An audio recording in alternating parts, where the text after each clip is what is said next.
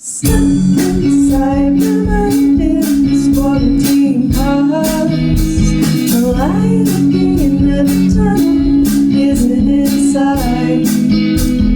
Where do I go to find someone to talk to about all of my wants? You can never be holiday.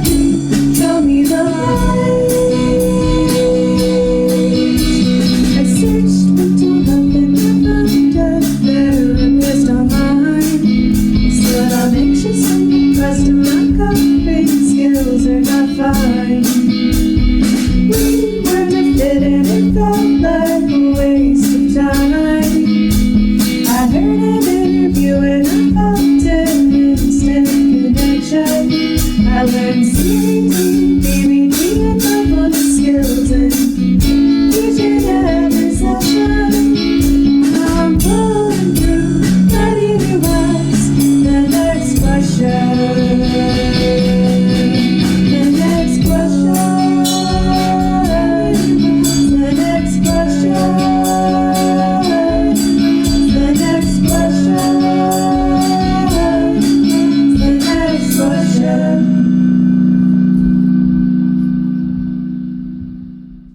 If you enjoyed this episode, please consider making a donation to the podcast via Venmo to the username @NQCATX. Hello, and welcome to NextQuest podcast, where I ask your potential therapist questions so you don't have to. I am your host, Noah S. Garcia, licensed professional counselor supervisor. Today, I welcome to the show Neathery Falchuk, licensed clinical social worker supervisor, who will be discussing their practice in an area of specialty, body liberation and body trust. I love that. Body liberation, body trust. Just that alone got me sucked in. Well, Neathery, tell us, what are your credentials and experience? Yes. Well, thanks for having me. And you're absolutely right. There's just a felt response, somatic response, the words body liberation, body trust. So I'm happy to be talking about that today. So I am a licensed clinical social worker, board-approved supervisor, a certified group psychotherapist, and I am wrapping up my certification to be a body trust provider. Also, Very cool. I'm a meditation teacher, so I like to do meditation as well. Awesome. So what is the name of your practice? It's called Ample and Rooted. It's a group practice. Okay. And in your practice, your group practice, do you accept insurance? If so, which ones? If not, why not? We are out of network, so we don't accept insurance. And why not is insurance can be very rigid and draconian and a hassle for all parties. Particularly the reimbursement rates for therapists. There's quite a bit of inequity in how they reimburse therapists. I've recently heard of a colleague who actually got $1,500 revoked from insurance just for no apparent reason. So It is very insecure. And for those who take insurance, I would have a level of anxiety that is pretty uncomfortable. So yeah, that's exactly why I'm getting off of insurance right now. Yes. Yeah. Is that what happened? That they're being all ridiculous? Well, they do clawbacks. I haven't had them claw back anything from me yet. But it's like you said, the certain level of anxiety around it, Yeah. You can be audited at any time. If a number is off on a claim or in a note, then they can demand that you pay them back. So, I mean, it's scary. It is scary. And we don't even take insurance. We have our clients file for out-of-network reimbursement, and depending on the plan, that's can be really helpful. And even that, they found one of my team members, my therapist, her personal address to send information to. Wow. So we needed to send something in for the claim to go through for the client, but I don't know how they found her home address. So they just have way too much access to all of our information. Agreed. So that being said, do you have a sliding scale or reduced fees that you offer? Yes, yeah, we have sliding scale starting at $75. Okay.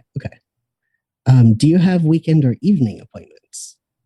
We have evening appointments and working on getting weekend availability. So any therapists who are interested in our practice and wanting to work with us and want to work on the weekends, feel free to reach out. Cool. So, Neathery, is being a therapist your first career? If not, what was?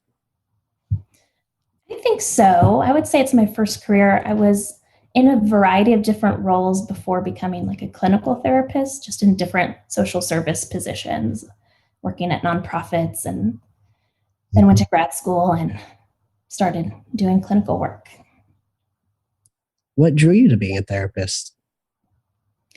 Oh, goodness. Wanting to offer what I wish I had until I found one of my most recent individual therapists who was just fabulous. And growing up and being a genderqueer person, I grew up in El Paso, Texas, and my dad's white, my mom's Mexican. So just kind of living in a really, I call it like the liminal space where I'm not one or the other of anything, really. So it has always felt confusing. There wasn't much language for who I am growing up, and that led to a lot of inner turmoil, loneliness, confusion, isolation. And thankfully, over time, I was able to recognize how awesome being queer is, and having affirming care, and that wanting to just be a safe space for other folks going through that. Yeah, I totally get that. I grew up in the Rio Grande Valley, border town, so I totally understand that perspective. Especially, as a non-binary trans man myself. So tell us a little more about you. I think that's a good introduction to you. But tell us more about yourself, like hobbies, interests, TV shows, music, pets, etc. Yeah. I am obsessed with my dogs. I take probably 500 pictures of them a day doing the same thing. And I send them all to my wife, and she's like, it's the same picture over and over again, but she also loves it. So we have 2 dogs, love them, really love hiking. I'm actually about to go to Colorado for a vacation that's 15 months overdue. Nice.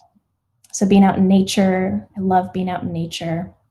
Meditation, I have a pretty regular meditation practice. And Netflix, I really do love Netflix. And I do love watching the Real Housewives series.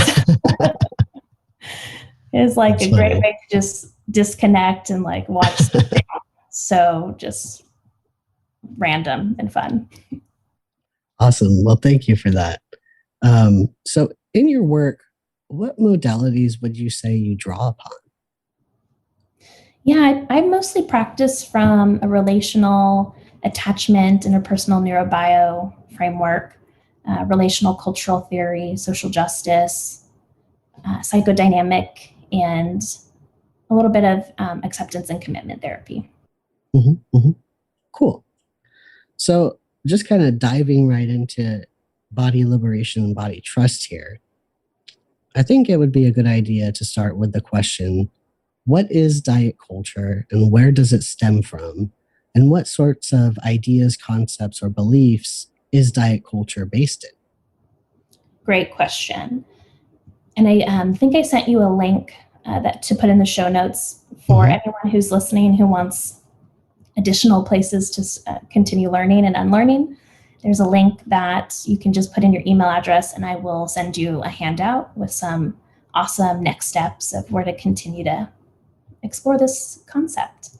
But diet culture is a culture that demonizes certain bodies, so fat bodies, and really elevates the thin bodies, positing that thin is worthiness, goodness, fat is bad, unworthy, moral failing. And so it really kind of elevates the attempt at being thin at all cost. So countless time, energy, money, resources going into this obsession to uphold this thin ideal. And if you're not in that thinness, then you are therefore bad.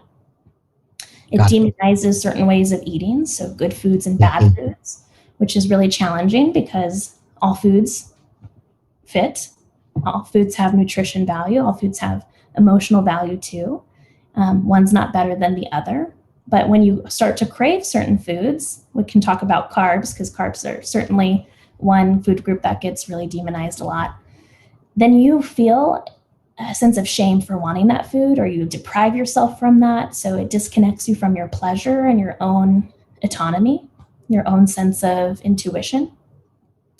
Diet culture itself is rooted in racism, white supremacy, patriarchy, heteronormativity, gender phobia, capitalism. I can keep going. And again, in that handout, tons of resources.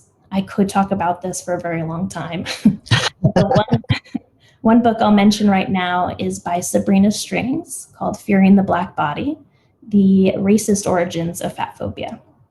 So around the 16th to 18th centuries, race scientists, people, the white Europeans who formed the concept of race to basically justify enslavement of Africans, wanted to differentiate white Europeans who were more slender than fat Africans. So aside from skin color, hair texture, they focused on body size and how people were eating, what they were eating, even demonizing sexual behavior. So thinness became code for white and therefore superior. Got it. And after That's quite unfortunate. Oh yeah, super unfortunate.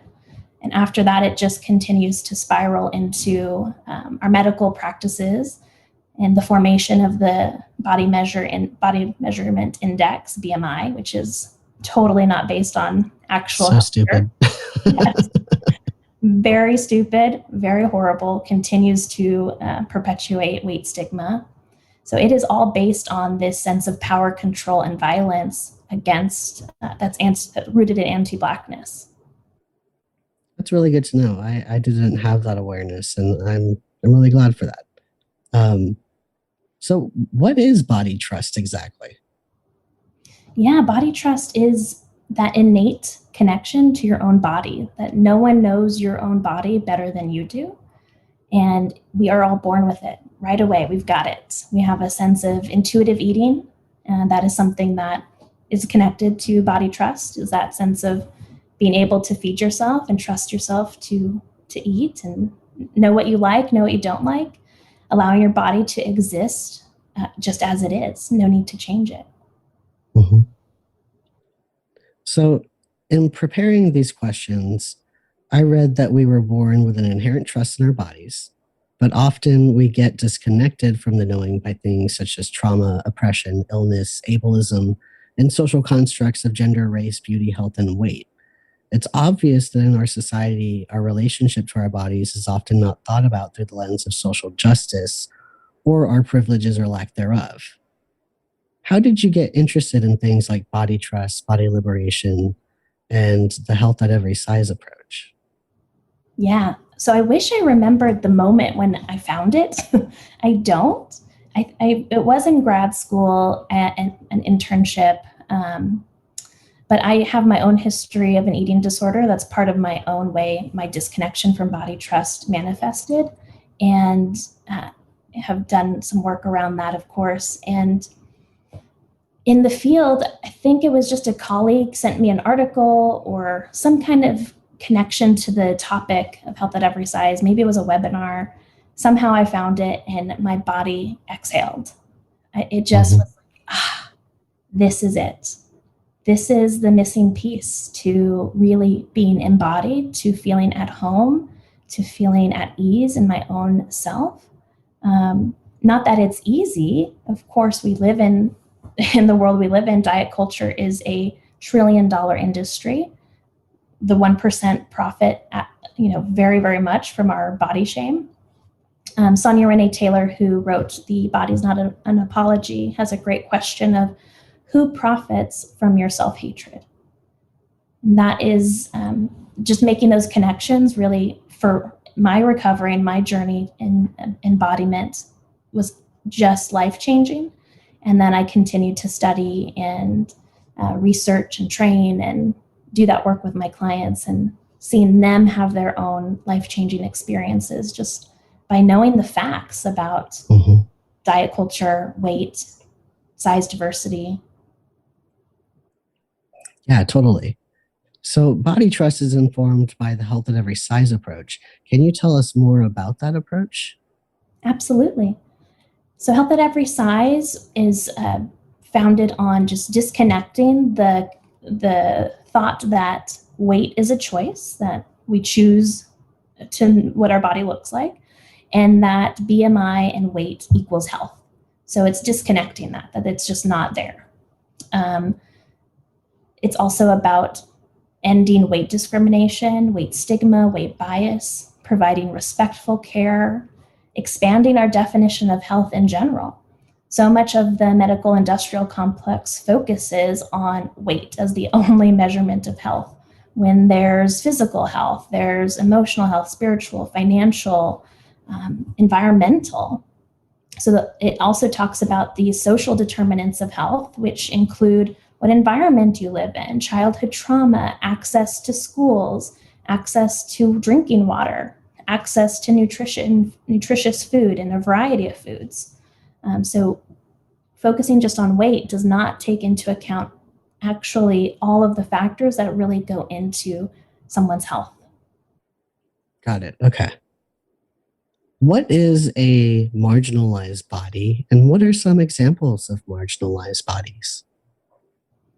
A marginalized body is any body that has been impacted by systemic oppression. So Black bodies, brown bodies, Asian bodies, disabled bodies, fat bodies, queer bodies, trans bodies, undocumented bodies, older bodies. We have a culture of ageism. So any body that has been impacted by this sense of othering, of not belonging, of any sort of discrimination. Got it. For individuals with marginalized bodies, why are the concepts of body trust and body liberation especially important? So incredibly important to feel at home in your body, to be in your body. One, for general mental health. I mean, I see literal transformation of people's satisfaction in their life just by feeling able to exist in their body without their own shame. Of course, continue to have to deal with systemic oppression. So a lot of the time we are embodied in our own self and still have to navigate going to the doctor and getting weight shamed, not being able to access seats, even in the waiting rooms, if there's arms on the seats, airplanes being super, super tiny and continuing to get smaller. It feels like so awful. Horrible, not accessible at all for anyone. So that sense of liberation just can have people actually exist in their lives and find more satisfaction, pleasure, joy. And isn't that the point of life? Mm-hmm. Mm-hmm. With your clients, how do you go about handling shame? With my clients, how we go about that is bringing awareness to it in the first place. Noticing where these messages started to come from. Many times it's before the age of 10. So there is a very strong generational component. See lots of family messaging being passed down, or even early peer experiences at schools, bullying, and being forced to diet. Lots of folks I work with, their parents either put them on a diet or doctors put them on a diet, definitely before the age of 10, which is in 2016, the American Academy of Pediatrics actually put in their guidelines that doctors and parents should not be discussing weight or food with children.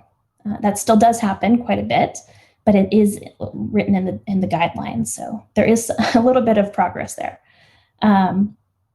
Aside from just connecting to when a person first figured out or was told that their body was a problem, it's going through their story, their whole body story of how their body has helped them survive, brought them to this place where they are right now, the wisdom rooted in their body, and having self-compassion and affirmation that we all experience the sense of shame towards the body. It is okay. And the healing is in returning to that innate connection.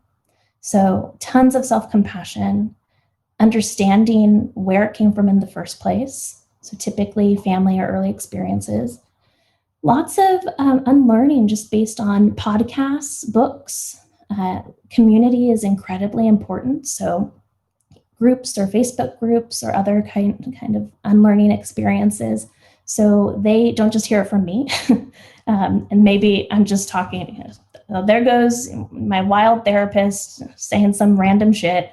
And okay, no. There's tons of community research out there, books. Again, podcasts are really helpful for people, very accessible.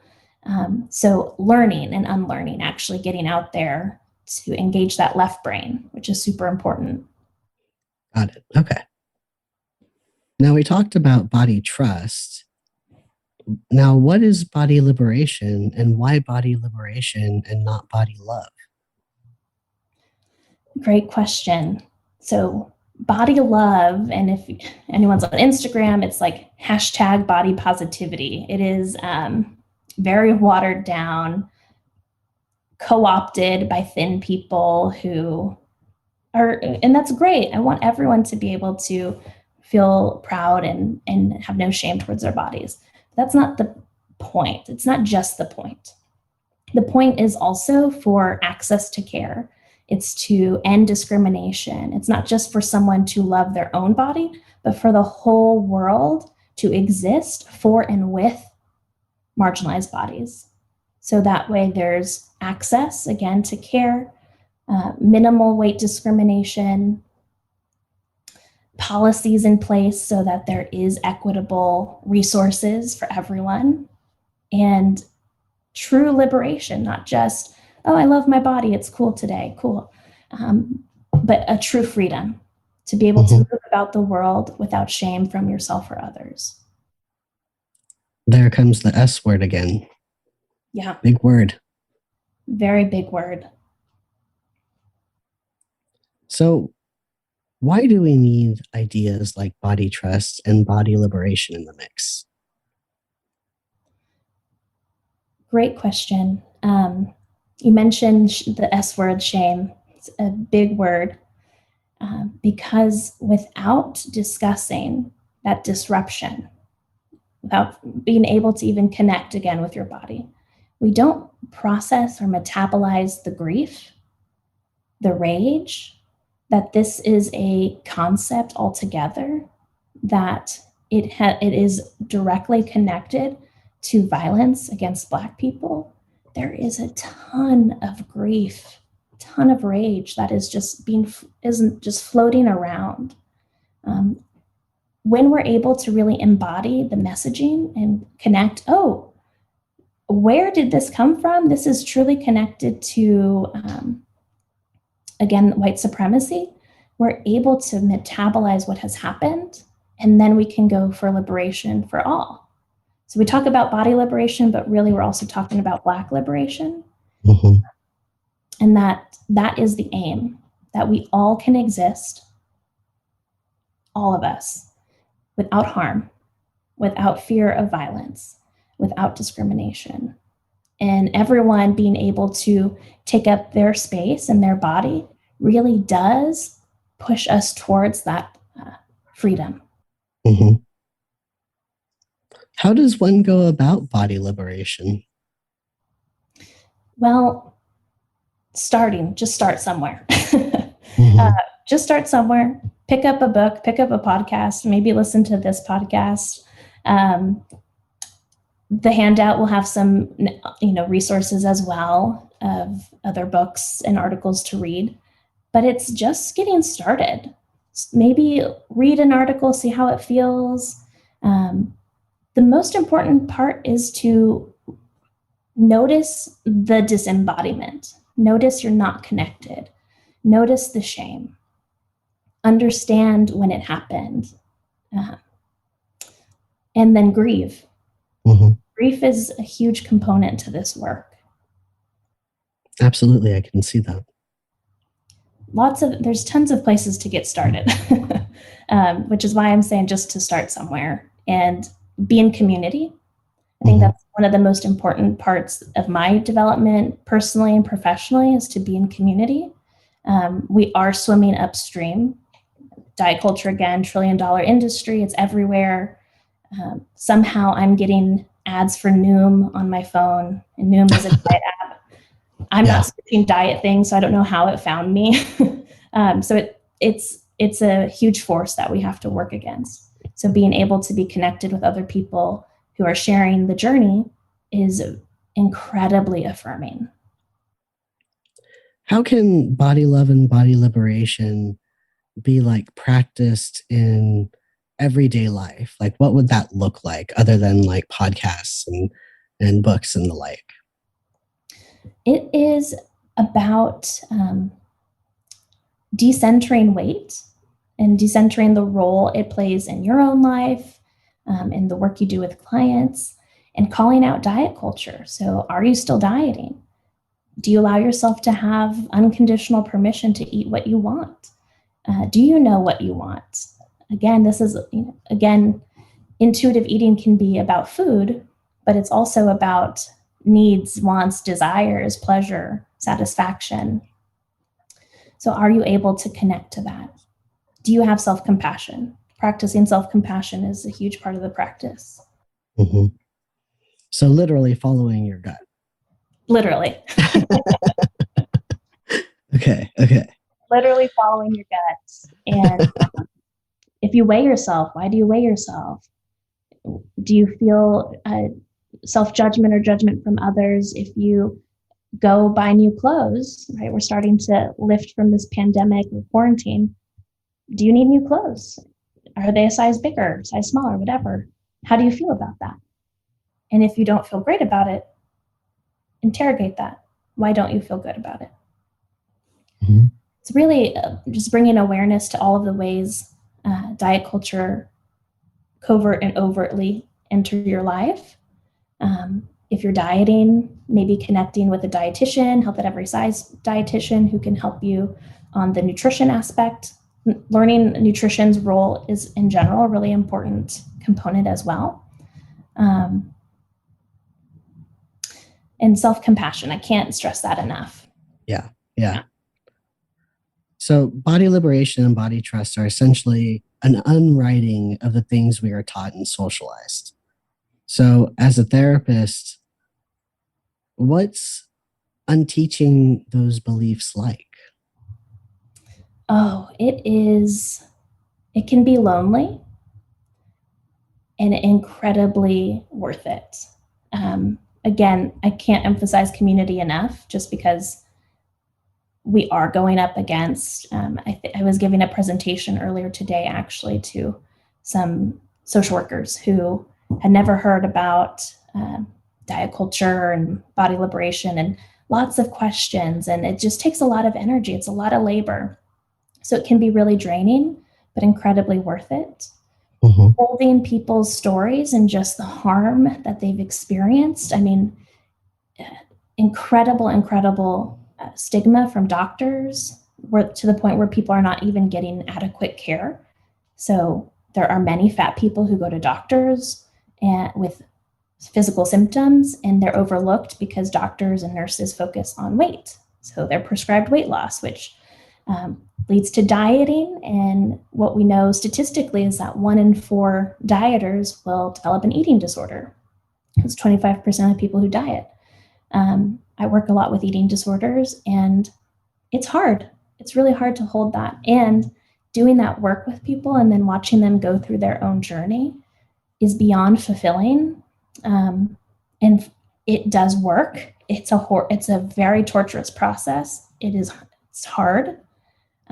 But to see them go through it and on the other side and being in their body, even just 15% more, and finding more satisfaction and being able to live life, there is a huge correlation that I see in folks, and particularly because people find me because I'm queer and non-binary, and A lot of folks come and then awaken as they allow themselves to connect to their own body, awaken who they are, and they come out to themselves and maybe other people, and they truly live their life. And I can't put it into words how magical that is to watch.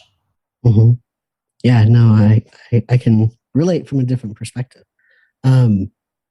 So this unteaching, do you use ACT with that at all in terms of that aspect of things with that? 100%. It's connecting to values and being able to see if what we're doing is leading us towards the life that we want to have, with the overlay of social justice, of course, to understand why we feel the way we do towards our bodies, we do the things we do. Really, it provides just an affirmation of, oh, this is why I do that. That makes sense. Is this what I want in my life? When I'm 90 and I have my 90th birthday party and my loved ones are giving a speech about me, what do I want them to say? It is certainly not going to be that I counted calories every day and what a win that was. Absolutely not. So what really matters in life? How can we shed the bullshit from this oppressive system and be able to experience fully life? Mm-hmm. Okay. Very cool. I'm very interested in these concepts. Is there anything I haven't asked about body liberation and body trust that you think is important to say? Oh, there's so much to say. So anyone who's listening who wants to continue the conversation, I'm super open to ongoing dialogue. Just find me. I think in the show notes, you can. Yeah, I'll have your website. Yeah, because this is maybe a portal, maybe a slight opening, a door opening. I encourage folks to start walking through it. It is really life-changing. It is hard to believe. There's a lot of folks, when I start to talk about health at every size and just that there's another way. This is a complete paradigm shift from what we're taught. So it is natural to not believe it. It's natural to discount it. And I can truly say, being someone who obviously fully believes in it, that it is beyond necessary for us all to understand the connection, and that we can exist in our bodies without shame. And that's how we will all move forward towards liberation for all. Agreed. Okay. Well, switching roles out of the topic and more about you as a therapist, what kind of experience do you have working with particularly vulnerable clients, such as those who are transgender, undocumented, or BIPOC, to name a few examples? I see all folks in my practice. So I've worked with trans, non-binary folks, undocumented folks. It is harder, and BIPOC folks for sure, disabled folks. It's harder for folks to understand that what they struggle with is disordered eating or an eating disorder, because the stereotype out there is of a thin, cishet young woman who's affluent. However, that is so not the case. I think the research is showing that maybe just 20% of those who have an eating disorder fit that stereotype. So the vast majority of folks who have disordered eating are not that stereotype. So that is one of the things I've noticed, is just access to understanding what you are experiencing is a valid thing. And then coming to my office or other wonderful providers' offices is that next step. Mm-hmm. Okay. What could a new client expect from an initial session with you? And what about on an ongoing basis? Yeah, and in an initial session, it's very conversational. I don't have a question by question assessment. It's just being, and virtually it's a little different, but in person, it's feeling each other's body. Do you have a felt sense of safety with me? That's my overarching hope, is that there is that just internal knowing that I am here for you unconditionally, which is important for therapists in wanting to explore this anti-fat bias, to do their own implicit bias work around it, because it is just in the tissues, it's in the body. So when I sit with a client, whoever they are, especially with their marginalized identities, do they have that sense of, I can do work with this person? So that's kind of my aim for that first session. And of course, just learning more about the human in front of me, having them ask me any questions that they need to know about me, and feeling it out. Ongoing wise, we go where the client wants to go with a little bit of direction from me. I might ask them questions. We'll definitely practice somatically as well. So I will be that therapist who asks you, what do you notice in your body? I've seen some really funny memes out there about that. But it's important. I believe in it. So I ask that quite a bit, and it's pretty conversational again. We do laugh, we do cry, and it's a beautiful relationship. I really do treasure the clients I get to work with. Okay. How would you say your clients would describe or experience you? That's a great question. I wish I could ask them right now. I think they know that I am 100% on their side, that they will get someone who's real and will offer genuine compassion, will offer so much empathy, but also challenge a little bit. I definitely ask the hard questions, and I think I do so in a tactful way. Mm-hmm. At least I hope that's what they feel on the other side. Someone who's open to repairing. I, of course, will make missteps, and I want to know that feedback, and I want to repair if the client is interested in that. I also run a ton of groups, so that happens a lot in group in general as well. So I just hope clients will describe that this is a place where they can exist 100%, knowing I'm there to witness, support, and love. I do love all of my clients, and I hope they know that. Are you a therapist who will laugh or cry with your clients? 100%. 100%. This year particularly, right? We've all been through so much. It is impossible to not emote with your clients. That is what is healing, that laughter, connection, and to see reflected back to them that I'm resonating with them. I also believe, in psychodynamic approaches where if I'm feeling something, does it match what they're feeling? Is it an induced feeling that they're not holding? So any emotion that I have is certainly studied, and we discuss it with the client about what might I be holding that's theirs or that's mine. Mm-hmm. Okay.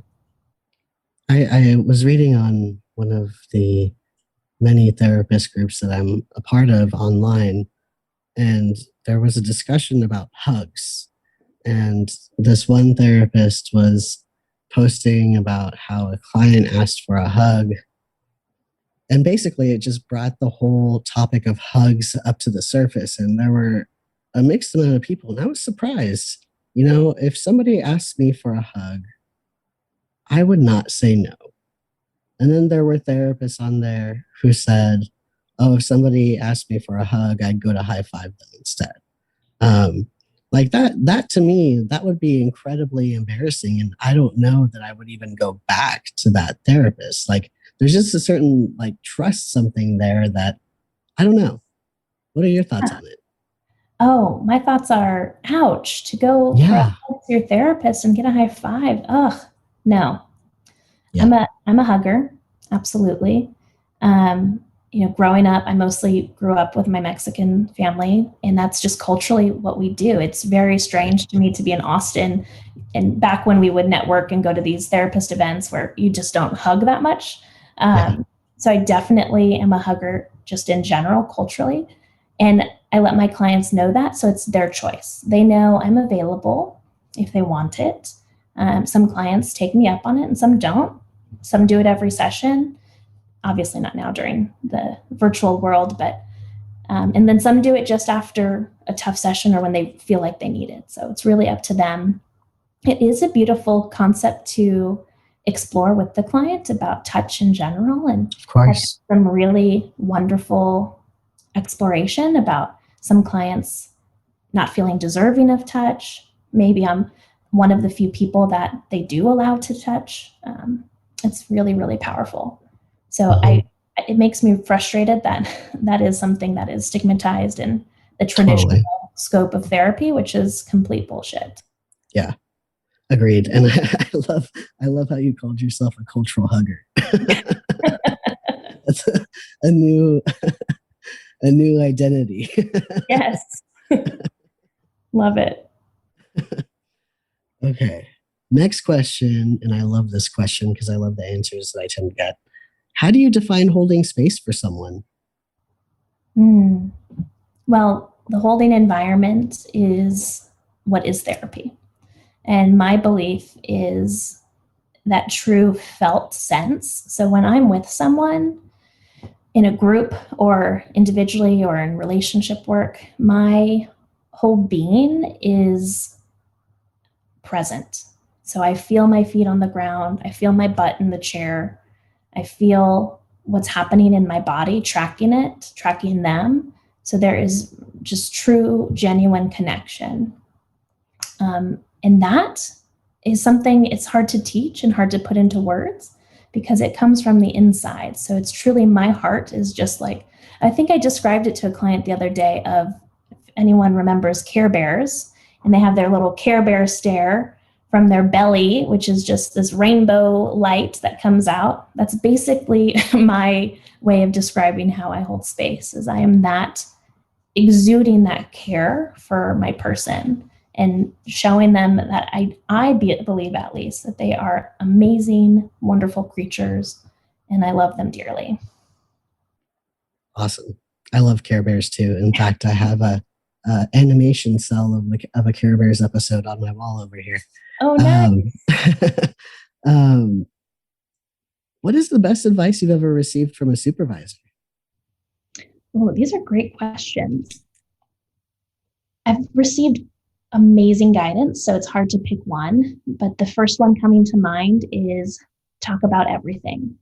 So in consultation, it is literally say everything, whether you think it's related to a client or not. There is so much power in just letting what comes up in your body and your reactions to your client exist. And sometimes it's something to be studied, sometimes it's not, but to just say everything. I have found amazing insights into my world and my client's world just by talking about something I thought was totally random and not relevant to the original question I was exploring. Mm-hmm. Mm-hmm. Yeah, totally. What have you personally learned about yourself and or the world through your practice? Oh, this is deep. Through my practice, I've learned incredible self-compassion and non-urgency. I've really, really learned right relationship, that we are going to fuck up with people. That's going to happen. I'm going to miss a tune to myself, to my clients. People are going to miss a tune to me. I get to give feedback. I get to receive feedback. And that is so healing, to be in dialogue when we have those ruptures, to say, oh, that didn't sit right. And for me as a therapist to respond, you are so right. I am so sorry. Thank you for letting me know. I will do better. Can you imagine growing up, having that experience with your parents? I mean, life-changing. Yeah. So it's really, I've learned so much. I could just continue on and on, but that is probably the most profound thing, is authentically relating with other people. Mm-hmm. Okay. What do you do to take care of yourself? Meditation. About to go on vacation, which is super, super important. Taking breaks from holding space, right? That Care Bear stare, that is energy. I mean, it's super rewarding and I love doing it, and can be very exhausting, especially over Zoom these days. It's been extra exhausting. So I've also reduced my caseload a little bit, so I'm not seeing as many people as I used to see. Cuddle time with my dogs, taking hikes and walks with my wife, laughing. I find laughing incredibly healing and helpful. And cooking. I love to cook. Just hanging out, drinking good beer, and enjoying as much as I can. And, well, now it's starting to be a little bit more, but socializing as well, connecting with others. Awesome. How would you define happiness? Ooh, happiness. Happiness is not guaranteed, right? Like that's one of those emotions. It's something that comes and goes. So I, in my meditation practice, have really been rooting in equanimity, which is deep okayness. Like that it's okay. I'm happy and that's okay. I'm sad and that's okay. I've had some pretty significant death losses in the last 2 years, and navigating that, as well as being a therapist during COVID, has been incredibly challenging. So by the definition of happiness, I've not been happy. That's for sure. Not at all happy, but I've been okay. And I'm okay with not being excited all the time and joyful as much as I probably will be in a later portion of my grief process. And that's all okay. Okay. As if this entire interview isn't vulnerable by nature, but next two questions are a little bit vulnerable. What is the most embarrassing moment you have had as a clinician? That is a great question. And this was not virtually, but I had a client, and this happened twice with the same client. It was a Monday, 9 a.m. So that's probably enough information of how a therapist feels Monday at 9 a.m. Or anyone really. My buttons of my shirt were open twice. I think it happened back to back even. So that was fun and embarrassing. Having my client let me know my shirt was open was really interesting. Good for the work, that's for sure. Love that they felt comfortable to let me know. And it humanized me and really made us more connected. And our work continues very deeply to this day. That's awesome. They don't prepare you for that in school, that's for sure. No, they don't. They don't. I had someone on who talked about a pant ripping at one point as well. So wardrobe malfunctions. That happens. Next question is, are you in therapy or have you ever been in therapy? Yes. So I'm very pro therapy, individual therapy. I'm in group therapy, been in couples therapy, individual consultation, group consultation, peer consultation, which can turn into being very therapeutic. So I do love therapy very much. Cool. Well, is there anything else that you think would be good for a potential client or other therapists to know about you? Just that I'm open to being, if someone wants to reach out and have any questions, or if I can point anyone in helpful directions. I very much believe in collective support and am here. If there's anything I can do, whether it's working with me or if I can point you in any direction or be at all helpful on anyone's journey, and as a therapist or as a client, because this is all super, super hard, messy work, and there is a beautiful community to support, and I'm happy to be a part of that however I can. Thanks so much for being on the show. Thanks so much for having me. This was great. The next question. The next question. The next question. The next question.